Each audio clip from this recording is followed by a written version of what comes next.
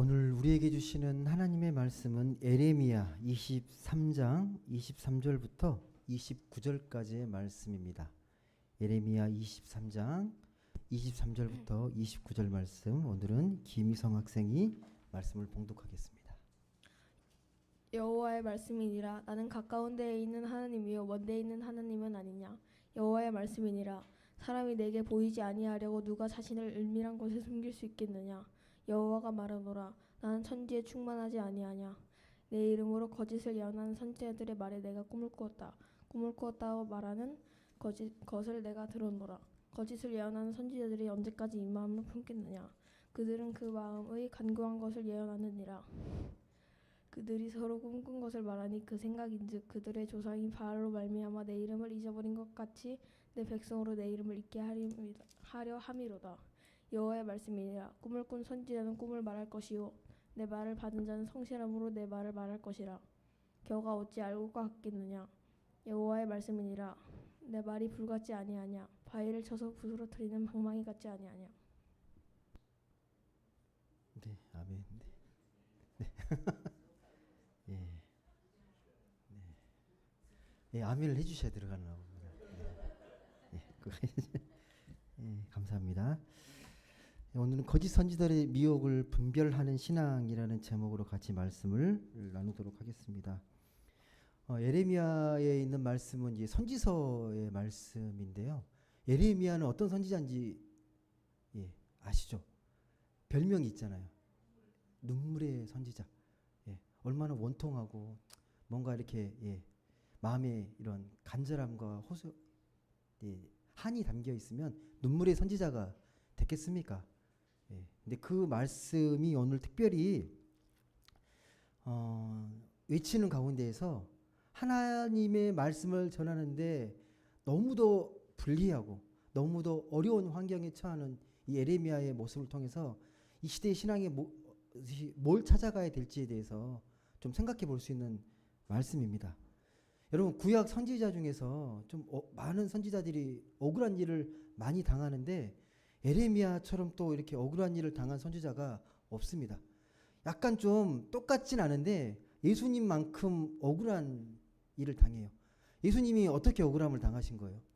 예수님은 하나님 나라를 전하고 또 아픈 자를 고치고 또 이적을 행하셨는데 이제 많은 사람들에게 또 종교 지도자들에게 신성 모독이다.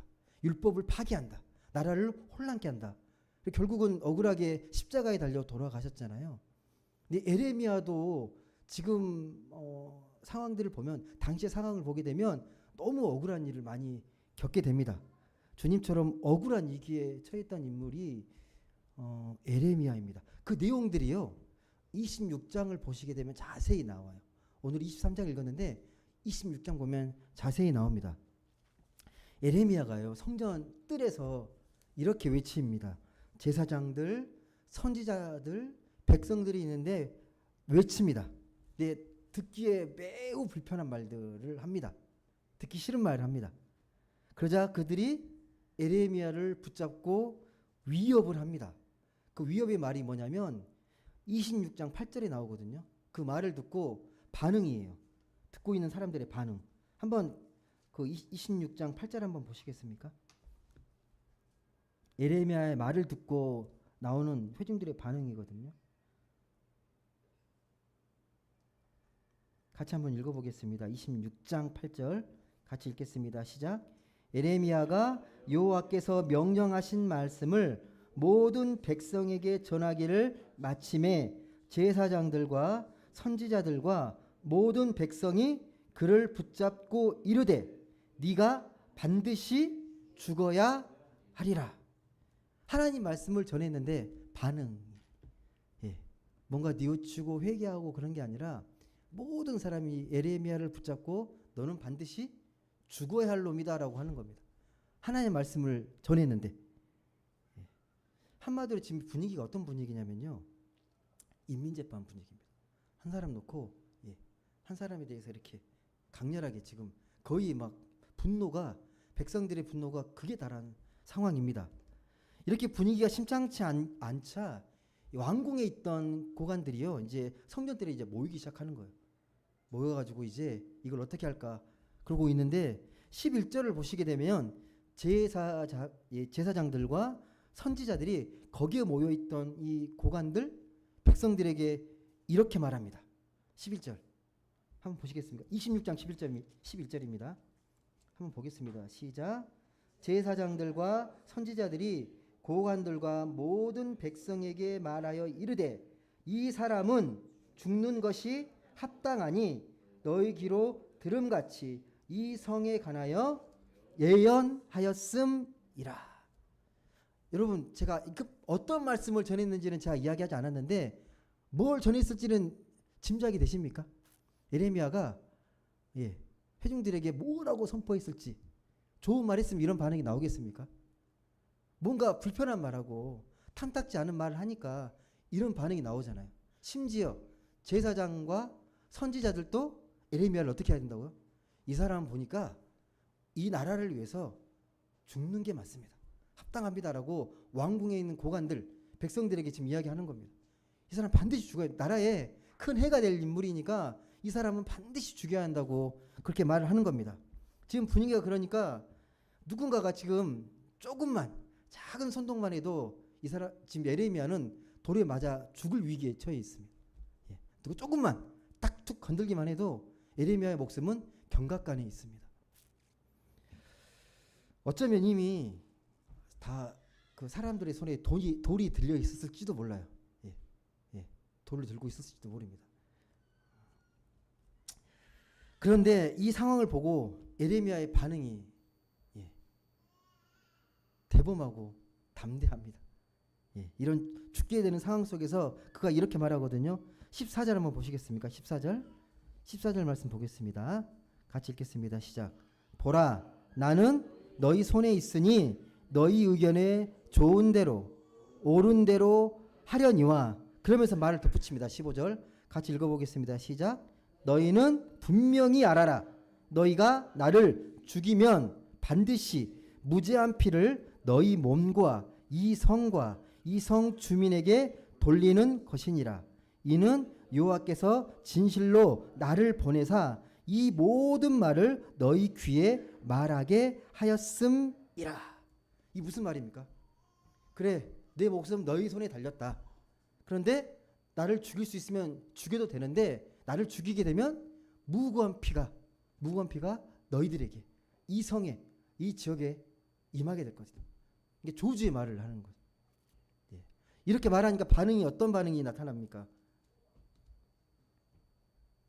15절 보게 되면요, 이 말을 듣고 멈칫해요. 그렇게 다 싸잡아서 죽이려고 하다가 15절 보게 되면요, 이렇게 나옵니다. 16절 고관들과 모든 백성이 제사장들과 선지자들에게 이르되 이 사람이 우리 하나님 여호와의 이름으로 우리에게 말하였으니 죽일 만한 이유가 없느니라. 그 중에서 이런 말이 터져나오기 시작한 거예요. 다 죽이려고 했는데 담대하게 이게 마음에 호소력 있게 이야기하니까 뭔가 멈칫한 거예요. 죽이기가 꺼려지는 거예요. 꺼려집니다.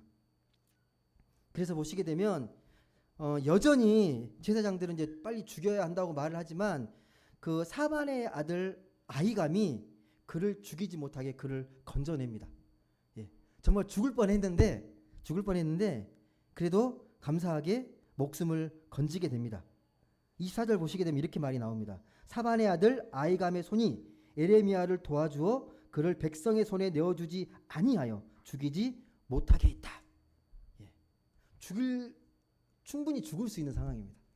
충분히 죽을 수 있는 상황인데 그 순간 또 하나님께서 도우셔서 에레미야의 생명을 건져냅니다. 타협한 게 아니에요. 에레미야, 제가 말 잘못했습니다. 다시 생각해 보겠습니다. 아니라 담대하게 말씀을 전합니다. 근데 그 말이 또 마음을 또 움직이는 겁니다.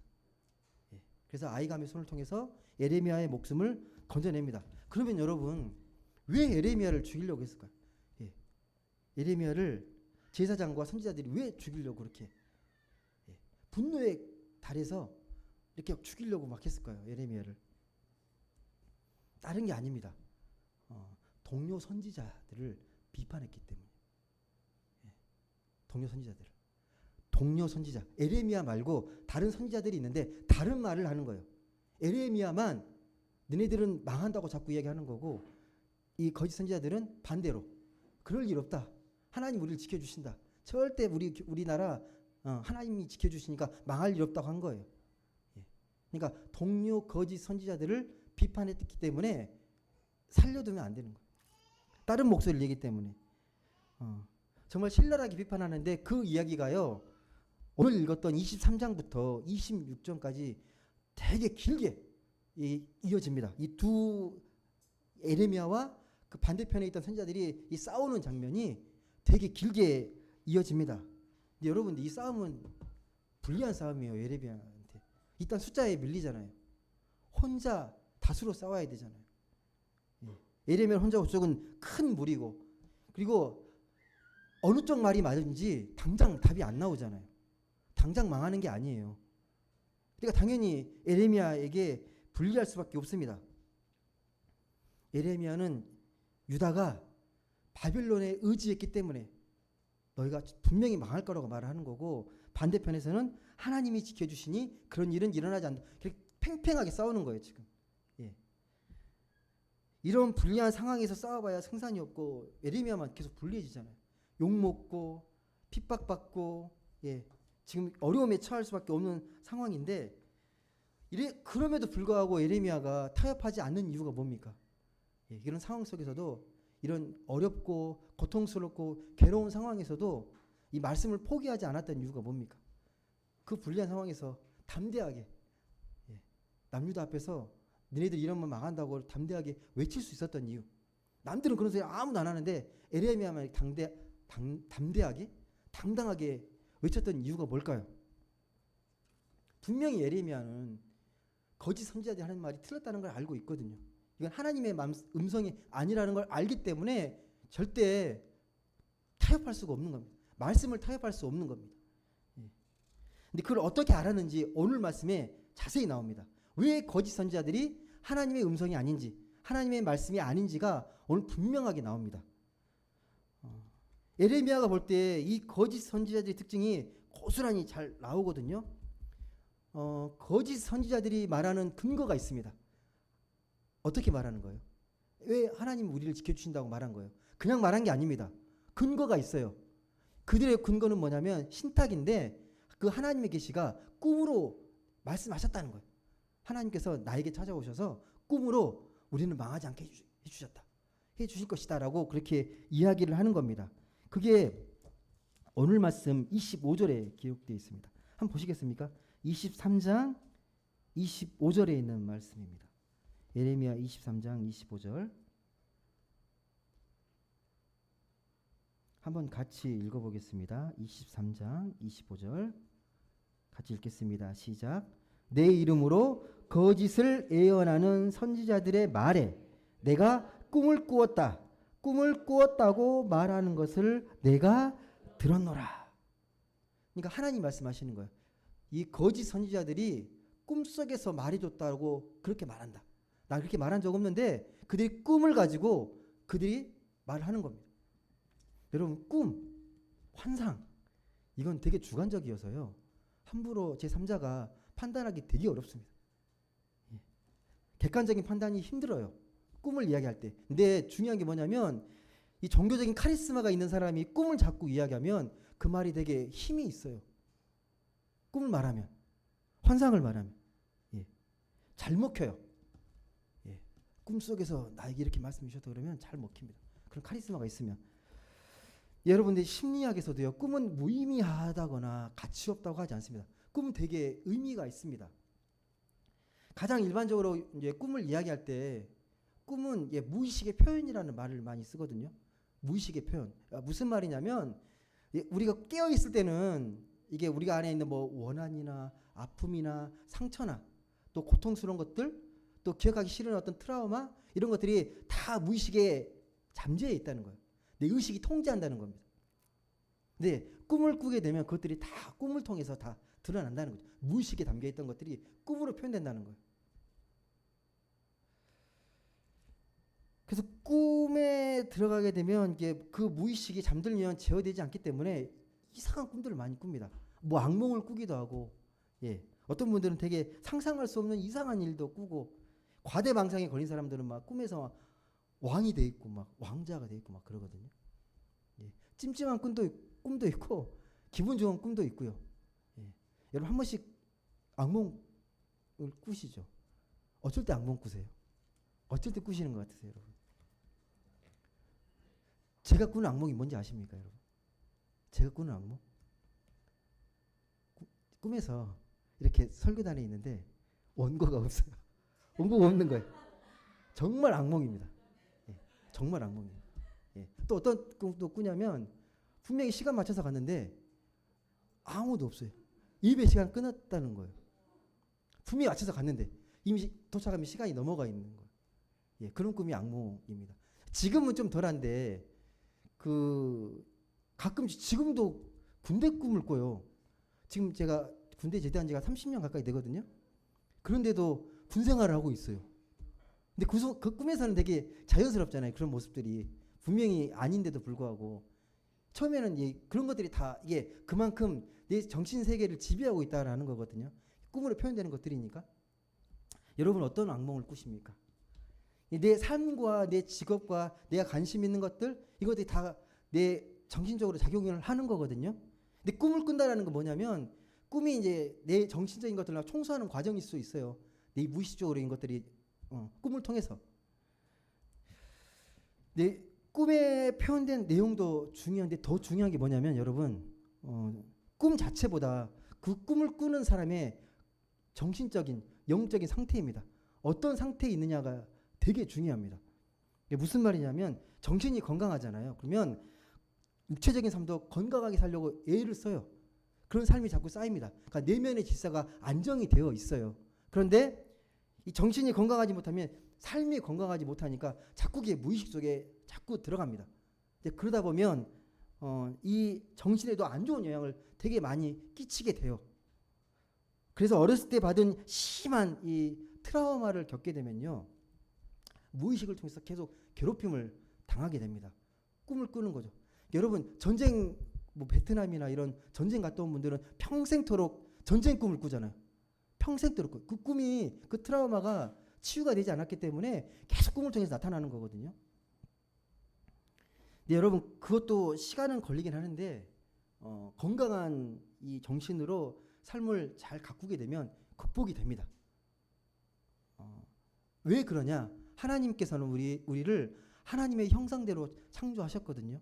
그래서 우리가 말씀으로, 그러니까 생명의 말씀으로 우리의 신앙생활을 건강하게 잘 가꾸게 되면 조금씩 이렇게 심리적인 어려움에서 내면의 평안을 찾게 되고 안정을 찾게 되면서 이 정신적인 것도 평온함을 찾게 되거든요.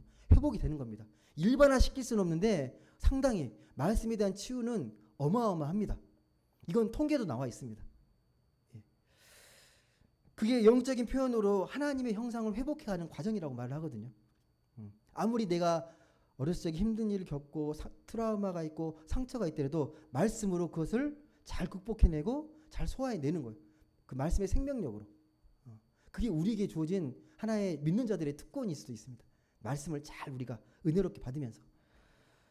그래서 여러분 마치 육체가 허약해도 헬스를 계속하면 이제 건강해지는 것처럼 우리 영적인 정신적인 건강도요. 말씀으로 튼튼하게 우리가 든든하게 말씀의 틀을 세우게 되면 단단해집니다. 우리 영혼도 정신도. 그런데 오늘 말씀에 나와 있는 이 거짓 선지자들의 꿈은요. 건강하지 못합니다. 건강하지 못해. 영혼이 병들었습니다. 꿈이 헛된 꿈들이에요. 그래서 병적인 잘못된 판단을 자꾸 합니다. 이 거짓 선지자들은. 그게 16절에 이렇게 기록이 나옵니다. 23장 16절에 보시게 되면 이렇게 말을 합니다.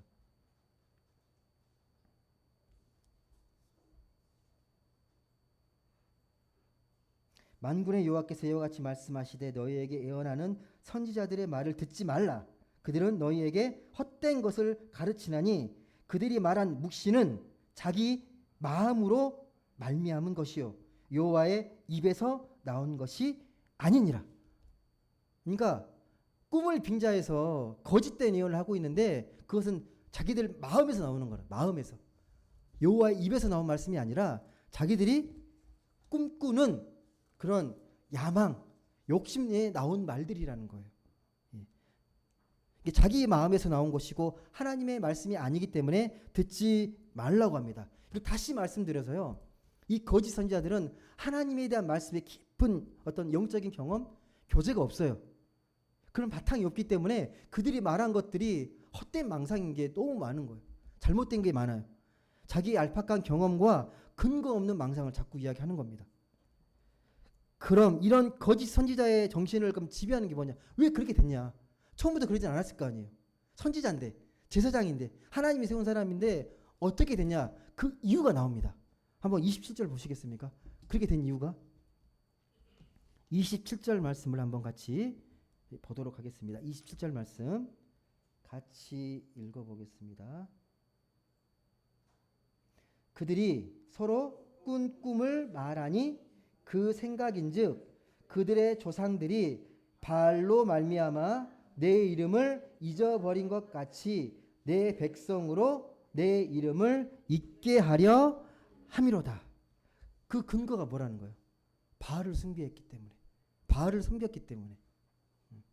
가장 정확한 영적인 진단이거든요. 뭐 교육학적으로, 뭐 사회학적으로 그런 진단이 아닙니다. 영적으로 정확한 진단하는 거예요. 왜 이렇게 거짓되고 잘못된 예언하게 됐냐?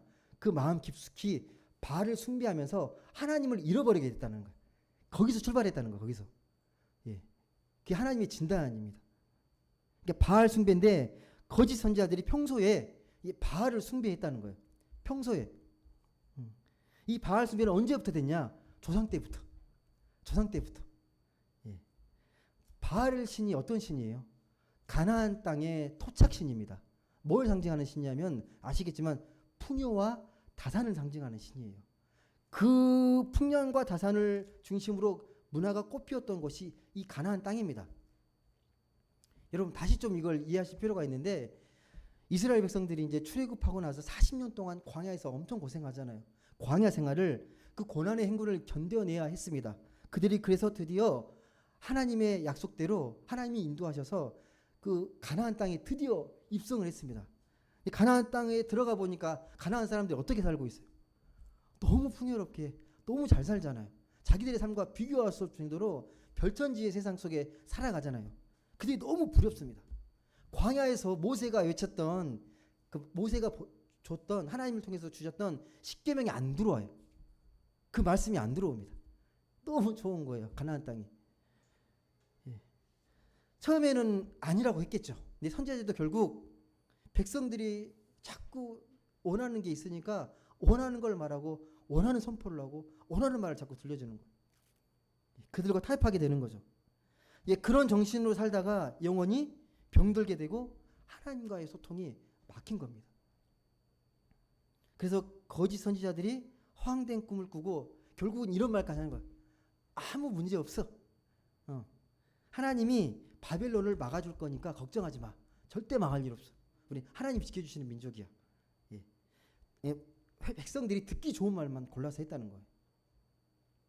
그 근본 원인이 뭐라고요, 여러분? 그 시작이 바알을 숭배했기 때문에요. 예.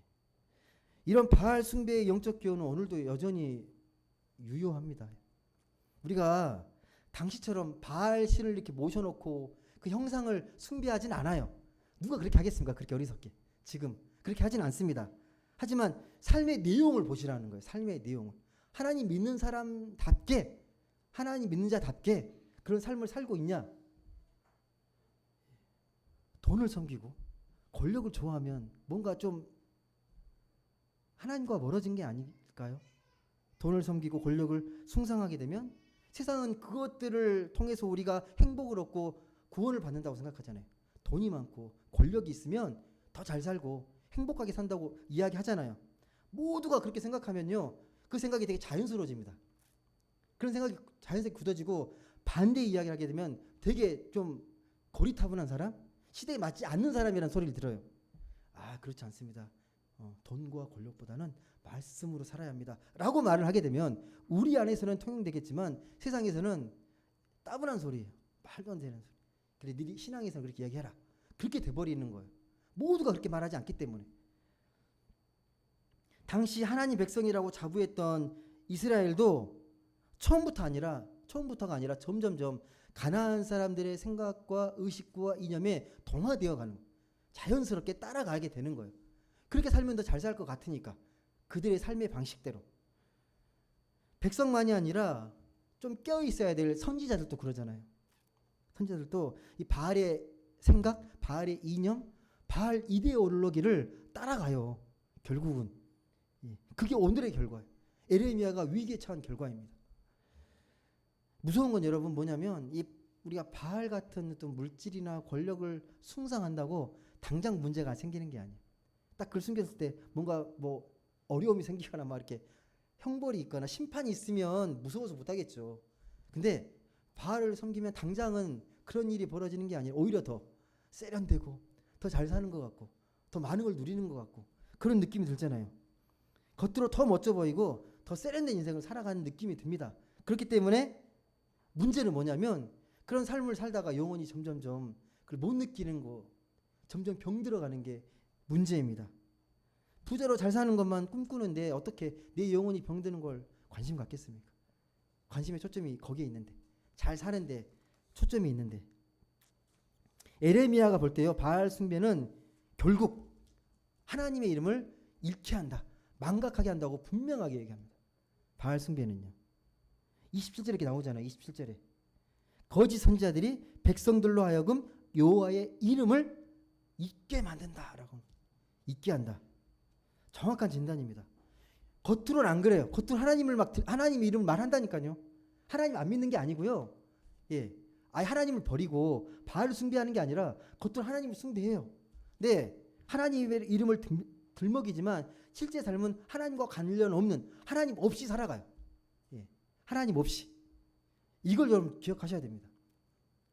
우리가 입술로는 하나님을 믿는다, 하나님 말씀대로 산다고 고백하는데 삶의 내용을 들여다보면 아닐 수 있다라는 거예요. 세상이 좋아하는 것을 우리가 따라갈 수 있다라는 겁니다. 여러분, 오늘 적지 않은 목회자들이요, 이렇게 하나님을 잊게 한다고 저는 생각을 합니다. 거짓 선지자들이 하나님의 말씀을 빙자해가지고 종교적인 야망을 선포하거든요. 종교적인 야망을. 하나님께서 이 땅 가운데 정말 이 놀라운 성전을 건축하고 많은 영혼들을 이곳에 불러 모으실 것이다. 그 말이 틀리진 않습니다. 그 내용을 들여다보면 야망인 경우가 되게 많습니다. 그래서 자기 종교적인 야망을 종교적인 이름으로 포장해서 자기 성공을 꿈꾸는 경우가 있습니다. 느껴집니다. 그래서 전도가 아니라 포교 활동을 하는 경우가 많아요.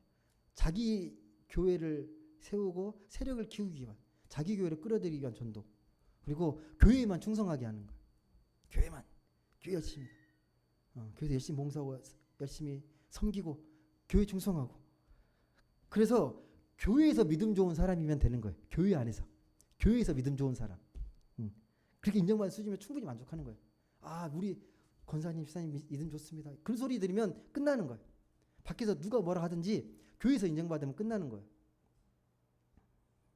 그렇게 되면 여러분, 교회는 종교라는 침묵 동호회 수준밖에 안 되는 거잖아요. 그걸 우리가 어떻게 기독교 신앙이라고 말을 하겠습니까? 그럼 어디가 나을 수 있는 거잖아요. 그런 성격으로 우리가 모이고 그렇게 신앙생활하고 한다 그러면 다른 종교랑 뭔 차이가 있습니까? 여러분, 하나님의 말씀은요, 우리가 말씀 받았을 때 삶을 조금 바꾸거나 개선하는 게 아니라 전혀 다른 새로운 차원으로, 질적으로 새로운 차원으로 변화시키는 말씀입니다. 아예 새롭게 변화시키는 말씀이에요. 그래서 우리를 새롭게 거듭난 피조물이라고 말을 하잖아요. 말씀의 은혜 속에 들어가게 되면. 에레미야가 뭐라고 했냐면요, 말씀을 이렇게 정의합니다. 29절 한번 보시겠습니까? 23장 29절 한번 보겠습니다. 시작. 여호와의 말씀이니라 내 말이 불같지 아니하냐, 바위를 쳐서 부서뜨리는 방망이 같지 아니하냐. 말씀이 뭐라는 거예요? 불같다는 거예요. 불같다는 거예요.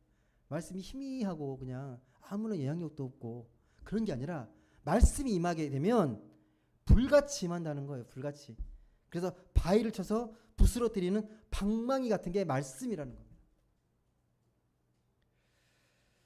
여기서 불은 모든 걸 태워서 바꾸는 강력한 능력을 말합니다. 모든 걸 태워가지고 새롭게 만드는 걸 불 같다고 말을 하는 거예요.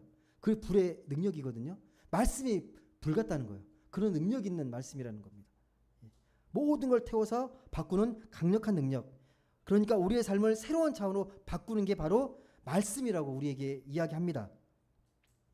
많으면 그런데 바알을 섬기면서 살아가게 되면 풍년, 다산에만 꽂혀 있으면 재미만 있으면 돼요. 재미만 있으면 됩니다. 그런 삶은 깊이나 어떤 삶의 진지함이 필요치 않습니다.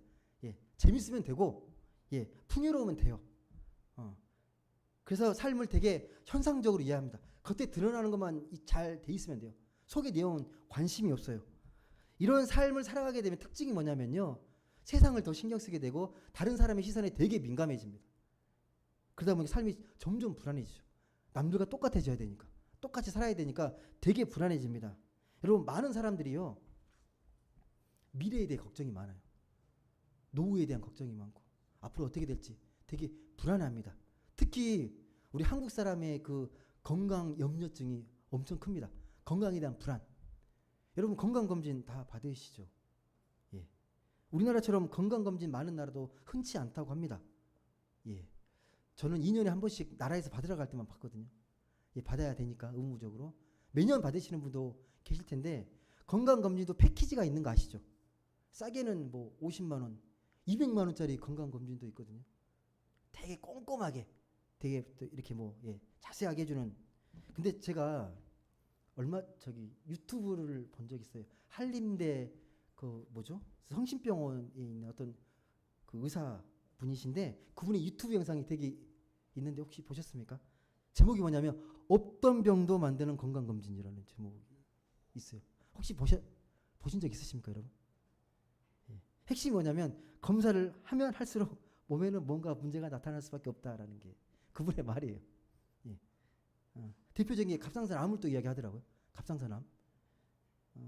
제 말을 오해하시면 안 되는 게 건강검진은 필요하고 하셔야 합니다. 또 사람에 따라 꼼꼼하게 해야 될 사람도 있어요. 몸이 아프신 분들은.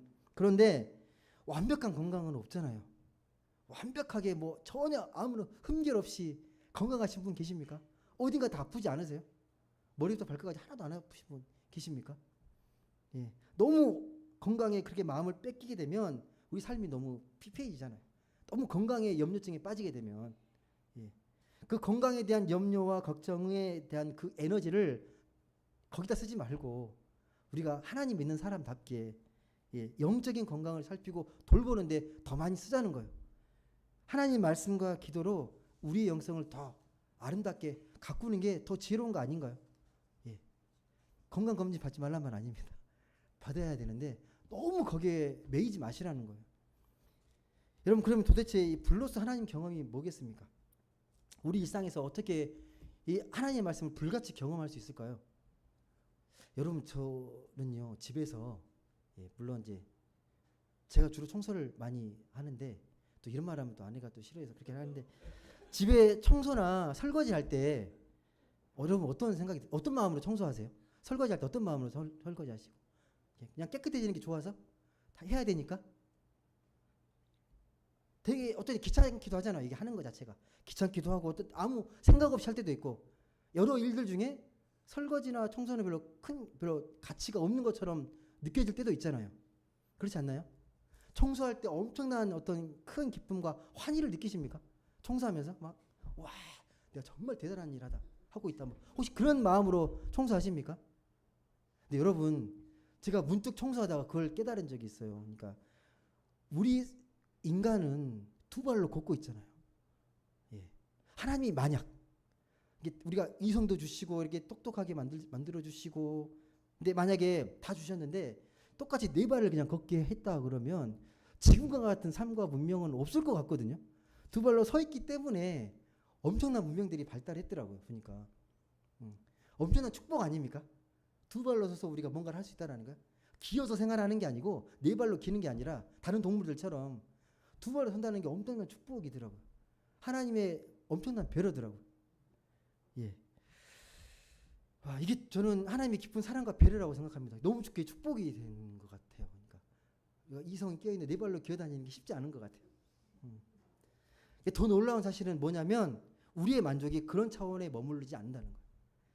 청소를 할 수 있는 놀라운 신체를 주신 하나님께 감사하는 수준에 머무르는 게 아니라 그런 놀라운 사랑과 신체를 주신 그 하나님께 감사하면서 그분을 바라보게 한다는 거예요. 그분에 대한 갈망함이 생긴다는 거예요. 우리 안에는요. 그래서 그분과 교제하고 또 함께 대화하고 그분의 말씀을 듣고 그런 특권이 우리에게 있다는 겁니다. 너무 놀라운 은혜 아닙니까? 그런 은혜를 주신 하나님께 우리가 마음만 열고 좀 더 가까이 다가가게 되면 한량없는 은혜와 사랑을 부어주시잖아요. 우리가 자꾸 가까이 나아가지 않으니까 그런 거지. 그런 은혜와 사랑을 주신 하나님께 좀 더 가까이 나아가게 되면 하나님은 언제든지 똑같은 동일한 모습으로 우리에게 사랑을 주십니다. 저는 에레미야가 이렇게 담대하게 죽음을 두려워하지 않고 말씀이 불같다, 방망이 같다고 선포할 수 있었던 힘이 그런 경험이 있었기 때문이라고 저는 생각합니다. 어떠한 상황에서도 말씀보다 소중하고 중요한 거 없다는 걸 깨달았기 때문에, 경험했기 때문에 이렇게 선포할 수 있는 거거든요. 다시 한번 29절 보십시오. 여호와의 말씀이니라 내 말이 불 같지 아니하냐, 바위를 쳐서 부스러뜨리는 방망이 같지 아니하냐. 하나님 말씀은 불과 같은 강력한 능력을 지닌 말씀이라는 겁니다. 말씀을 맺겠습니다. 여러분, 우리의 현재와 미래의 삶을 본질적인 차원에서 완전히 새롭게 바꾸는 진정한 힘은 불같은 능력을 갖고 있는 말씀이에요. 말씀 외에는 없습니다. 여러분, 우리가 말씀 위에 우리가 뿌리에 든든히 서 있으면요, 이런 거짓 선자들이 아무리 선동해도 우리는 흔들리지 않을 수 있습니다. 그리고 세상 사람들이 다 동요해도 우리들이 흔들리지 않는 모습을 보면서 놀라워할 거예요. 쟤네들 어떻게 이렇게 힘든데도 끄떡없지? 와, 이렇게 힘이 있지? 능력이 있지? 아마 그럴 겁니다. 그것들을 보고 우리가 세상 사람들이 우리의 그런 모습을 보고 그게 복음의 증거가 되면 정말 좋겠습니다. 여러분, 하나님 외에 가장 소중하게 여기는 게 뭡니까, 여러분? 하나님 말고 내가 가장 소중한 거, 내가 가장 소중히 여기는 거 가족들 아닌가요? 가족들? 예, 가장 소중한 것에서 가장 큰 기쁨과 만족을 찾고 싶어 하잖아요. 가족을 통해서 가장 큰 위로를 받고 싶고 큰 기쁨을 받고 싶은데 가장 크게 실망하는 사람이 누굽니까? 가족 아닌가요? 가족 때문에 가장 슬퍼하고 가장 상처받고 그렇잖아요. 가장 가까운 존재가. 그러니까 우리는 세상에서 가장 소중히 여기는 것에서 큰 만족과 기쁨을 느끼기보다 어떻게 보면 가장 큰 슬픔과 결핍을 느낍니다. 우리가 진짜 의지할 분은요, 그래서 하나님밖에 없어요. 하나님에게서 하나님의 밖에 우리에게 참 만족과 기쁨을 주지 못합니다. 하나님 외에는 다 그래요. 하나님만이 참 만족과 기쁨을 우리에게 주십니다. 부디 그런 하나님의 말씀을 굳게 붙잡고 예레미야가 죽음의 위기에서도 불같은 말씀을 선포했던 것처럼 우리 삶의 자리도 그런 능력의 말씀을, 불같은 방망이 같은 말씀으로 살아갈 수 있는 모든 분들 되시길 주님의 이름으로 간절히 소망합니다. 기도하겠습니다. 사랑과 은혜의 하나님 감사합니다. 오늘 말씀을 통하여서 우리가 하나님 말씀에 대해서 좀 더 깊이 생각해 봅니다. 우리가 하나님을 믿는다고 말씀대로 살아간다고 하지만 여전히 세상의 것들에 더 많은 것들에 미혹되고 또 마음이 뺏기고 하나님보다도 세상을 더 좋아하고 재미를 느끼고 있지는 않은지 다시 한번 말씀을 통해 돌아봅니다. 하나님, 에레미야처럼 그 죽음의 위기와 죽음의 공포 속에서도 담대히 말씀을 전했던 그 에레미야를 본받아서 불같고 방망이 같은 그 말씀을 담대히 선포하고 그 말씀대로 살아서 세상의 미혹과 또 세상의 가치관에 흔들리지 않는 에레미야의 믿음을 허락해 주옵소서. 그 말씀의 능력을 우리가 갖고 매일매일 매 순간 하나님 의지하며 살아가는 우리 모두가 되게 하여 주옵소서. 감사드리며 사랑이 많으신 예수님의 이름으로 기도드립니다.